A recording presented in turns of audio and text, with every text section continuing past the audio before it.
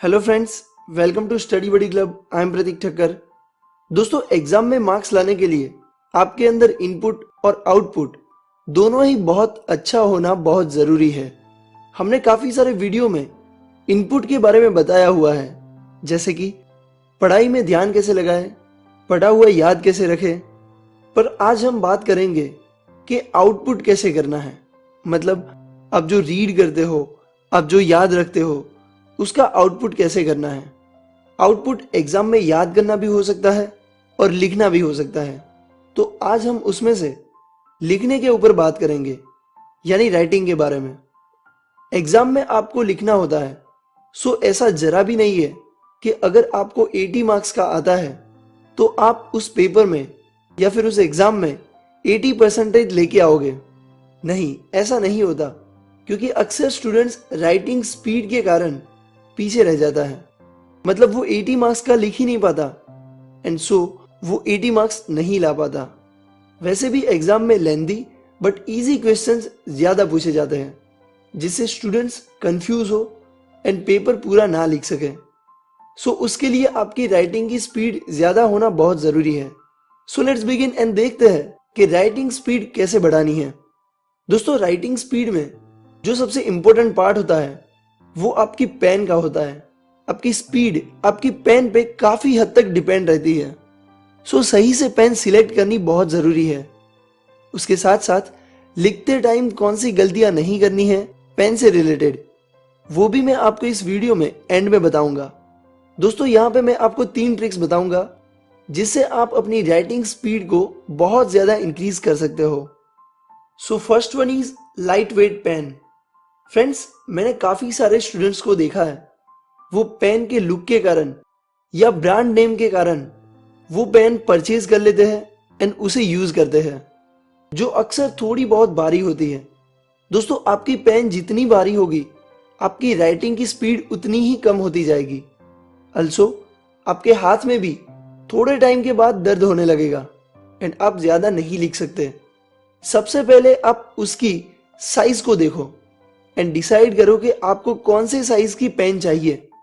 मोटी चाहिए या पतली। बहुत पतली भी नहीं होनी चाहिए, क्योंकि वो आपके हाथ से फिसल सकती है। सो आपके हिसाब से, आपके हाथ के हिसाब से आपको जो परफेक्ट पेन लगे उसे पहले सिलेक्ट करो। ब्रांड के पीछे मत भागो, बस आपको वो पेन हल्की लगनी चाहिए और आपको लिखने में परफेक्ट लगनी चाहिए। मैं सजेस्ट करूंगा कि आप 5 से 10 रुपए वाली पेन जो आती है उसे यूज करें। उसमें भी आप इंक का ख्याल रखें कि जिसकी इंक थोड़ी सी पतली पर डार्क होनी चाहिए। सो आपकी राइटिंग क्लियर दिखेगी एंड अच्छी भी लगेगी। अब मैं आपको एक और चीज बताऊंगा जो अक्सर स्टूडेंट्स गलती कर बैठते हैं, जो मैंने बोला था कि मैं लास्ट में बताऊंगा, पर मैं अभी बता रहा हूं कि स्टूडेंट्स क्या करते हैं। जब भी वो कुछ लिखते होते हैं, फिर वो होमवर्क हो या फिर एग्जाम, वो ऑलवेज अपने पेन का ढक्कन पीछे लगाते हैं। दोस्तों, अभी हम बात कर रहे हैं कि पेन का वेट हमें कम करना है या फिर कम होना चाहिए, और आप ढक्कन पीछे लगाओगे तो उल्टा वेट बढ़ जाएगा। सो इस हैबिट को दूर करो। ऑलवेज अपने पेन का ढक्कन कहीं साइड में रख दो, पर उसे पेन के पीछे कभी ना लगाए। 80 to 90% स्टूडेंट्स ये गलती करते हैं, पर उन्हें पता नहीं होता कि इस चीज से उनकी राइटिंग की स्पीड काफी हद तक कम होती है। Second thing is grip. Friends, हर एक पेन की साइज अलग अलग होती है।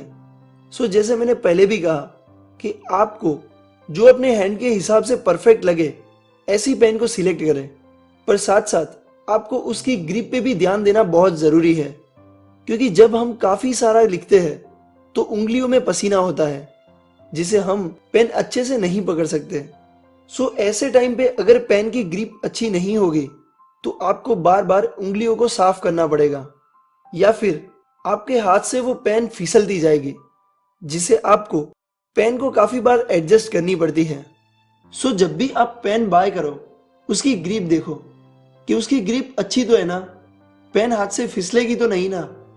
अगर हाथ से फिसले ऐसी ग्रिप होगी तो आपकी राइटिंग काफी कम हो जाएगी, साथ साथ आपकी हैंड राइटिंग भी बहुत बिगड़ेगी।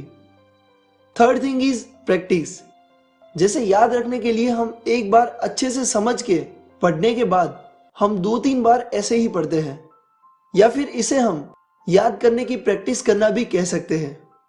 वैसे ही अगर आपको राइटिंग की स्पीड को बढ़ानी है तो प्रैक्टिस करनी बहुत ज़रूरी है। पेन सिलेक्ट करने के बाद वही पेन से होमवर्क करें एंड टेस्ट भी लिखें। जब भी होमवर्क करने बैठो उसमें लिखने की स्पीड इंक्रीज करने का ट्राई करें, और ऐसा भी नहीं करना है कि 20-50 रुपए देके लास्ट में किसी और से पूरी बुक लिखवा दी। ऐसा तो बिल्कुल नहीं करना है।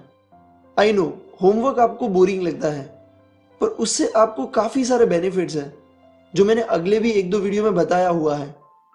तो दोस्तों, ये तो थी 3 ट्रिक्स जिससे आप अपनी राइटिंग स्पीड बढ़ा सकते हो, जिसमें पेन के रिलेटेड हमने 2 पॉइंट्स देखे। एक, पेन हल्की होनी चाहिए एंड दूसरा, पेन की ग्रिप अच्छी होनी चाहिए। सो फ्रेंड्स, आई होप आप इन ट्रिक्स का यूज करें एंड आपको काफी बेनिफिट हो। लाइक करें इस वीडियो को, अपने व्यूज कमेंट करें, शेयर करें, subscribe to study buddy club for more amazing videos. Thank you so much for watching this video. जय हिंद।